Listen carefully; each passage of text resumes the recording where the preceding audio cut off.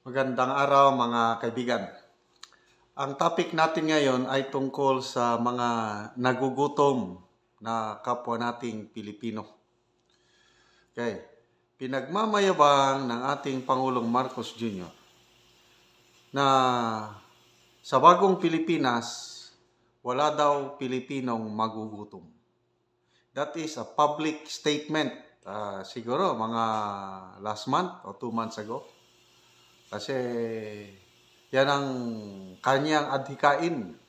Bagong Pilipinas, walang magugutom na Pilipino. Okay, so dito sa headlines ng Philippine Star ngayon, ang article dito is tungkol sa how the private sector can help governments in solving hunger. Okay, my statement, my world body, ang tawag dito is World Food Program, ng kanyang executive director si Miss Cynthia McCain. Nandito siya sa Pilipinas ngayon, today, sa araw na ito, ay siya po ang keynote speaker sa Asia and the Pacific Food Security Forum, hosted by the Asian Development Bank. At ang statement nitong Executive Director ng World Food Program, sabi niya, governments cannot address hunger problems on their own, making private partnerships necessary to solve the problem. Kaya malaking pasalamat sa World Food Program kasi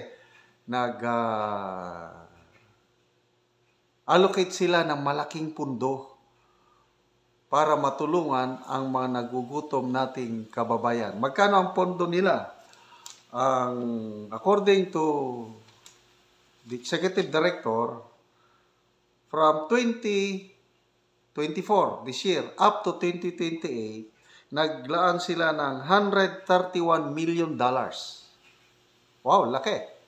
For this year alone, 26.5 million. That's equivalent to more or less 120 million pesos. Nako, kung ibibili lahat yan sa pagkain, walang ibubulsa, hindi dadaan sa mga ahensya ng gobyerno, maraming Pilipino na matutulungan. Salamat po, World Food Program, sa inyong malasakit sa mga pobreng Pilipino. So again, okay, kung pa natin, sa mga surveys, Pulse Asia, SWS, Okta, palaging lumalabas sa survey na pataas ng pataas ang bilang ng mga Pilipino na they consider themselves poor. Yung poverty threshold o poverty level mula nung umupo ang administrasyong ito, pataas ng pataas ang poverty level. So kung dumarami ang pobre, the same surveys nagpapakita na dumarami ang mga Pilipino na nagugutom, yung forced hunger. Kasi meron ding hunger na voluntary. Ano yon? Yung mga nagda-diet, yung mga nagfa-fasting, yan, that is voluntary hunger. Kailang millions of Filipinos ang nakakaranas ng involuntary hunger kasi wala silang makain. At salamat naman dito, at least hanggang 2028, merong $131 million na inilaan ng World Food Program para matulungan ang ating mga kapatid na nagugutom. Again, balik ako sa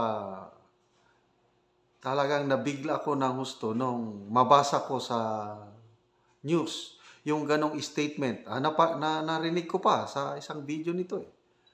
I think it's an event somewhere in Central Luzon. Parang pag-aani ata ng palay o kaya pag-distribute ng mga hybrid seeds ng palay. Biglang nag-announce ang Pangulo, sa bagong Pilipinas, walang magugutom na Pilipino. I don't know kung pinag-isipan ba yung ganong statement. Kayo mga kababayan, is it realistic? Is it possible na sa termino ng Pangulo, darating ang panahon na walang Pilipinong magugutom? Ano sa tingin nyo? To me, I don't believe so. Kaparehas ito sa kanyang campaign promise na 20 pesos per kilo ang bigas. Nasaan na? Kung ang Pangulo ang tatanungin, ang sagot niya, we are going there. Papunta na tayo doon. Yun. Kailang mabuti yung spokesman ng Department of Agriculture, Assistant Secretary Arnel de Mesa, anong sabi niya? It's very hard to achieve. Mabuti pa itong Assistant Secretary, very realistic, mahirap abutin. Correct, mahirap abutin yung 20 pesos per kilo na lalo na ngayon, nag-i-El Nino. Nako, ang daming apektado ng mga farmers. Okay, update lang sa ating tinutulungan yung tent city natin, yung Talaandig tribal people. Diba, dati-dati, may tanim na silang sayote. Nagbebenta na araw-araw. Nako, for the past, nagsimula itong March, April. Talagang wala ng ulan.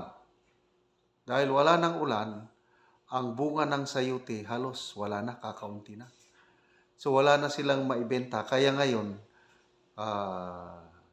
masakit na katotohanan, may gutom na naman. Bumalik ang tiggutom sa ating Talaandig, Tent City, kasi menos kakaunti na ang bunga ng kanilang sayote dahil sa El Nino. So, nagugutom ulit sila. Kaya ang ginawa natin, starting last Saturday, galing sa income sa ating YouTube channel, bumibili na po tayo ng bigas at nagkakaroon na ng rice subsidy ulit yung mga Talaandig farmers hanggang hindi natatapos ang El Nino. Kasi ang sayote, kailangan niya ng ulan, kailangan niya ng tubig. Walang tubig. Kaya walang bunga ng sayote, wala silang may benta. Kaya ngayon, tinutulungan natin sila para makasurvive itong panahon ng El Nino. Kaya, salamat po kayong mga nanonood palagi sa ating channel. At, ayun, nakakatulong tayo. Yun mga, sabi ng Executive Director ng World Food Program, kailangan ng private partnership. Kaya ito, private organization itong World Food Program. Tumutulong, hindi lang sa Pilipinas, kundi sa lahat na panig ng mundo. Kaya tayo naman sa ating munting channel, dahil sa inyong panonood, nakakatulong tayo ng more than 20 families na iibsan ang gutom nila kasi sa inyong tulong na rin, nakakatulong kayo. Kaya, balik tayo sa issue. Imposible yung pangako ng Pangulong Marcos na sabi niya, walang magugutom na Pilipino. Kaya kung walang magugutom, bakit pumunta pa ang World Food Program sa Pilipinas? Bakit naglaan sila ng malaking halaga, 131 million pesos, kung walang gutom? Kaya sana next time, ang ating pamahalaan, huwag silang bitaw ng salita na hindi naman nila mapanindigan. Huwag silang paasa ng paasa sa mga Pilipino na bayan babangon muli. Ano pa? Ang pangarap nyo ay pangarap ko. Ano pa? Kaya nating pababain ang presyo ng bigas, isda, gulay, karne sa pamamagitan ng Kadiwa Store. Ano pa? Smugglers and hoarders, your days are numbered. Marami. Ang daming binibitawang salita. Kailang hanggang salita naman, kulang lang sa gawa. Malapit na namang mag-SONA ang Pangulo. Ano nang meaning ng SONA ngayon? Speech only, no action.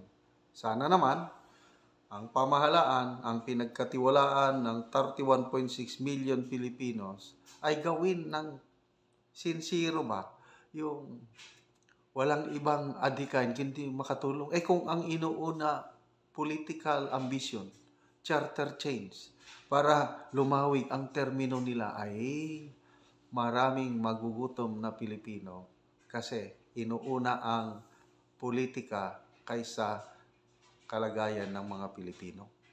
Salamat ulit, World Food Program, for this donation. For this year, around $25 million. Ang laki na.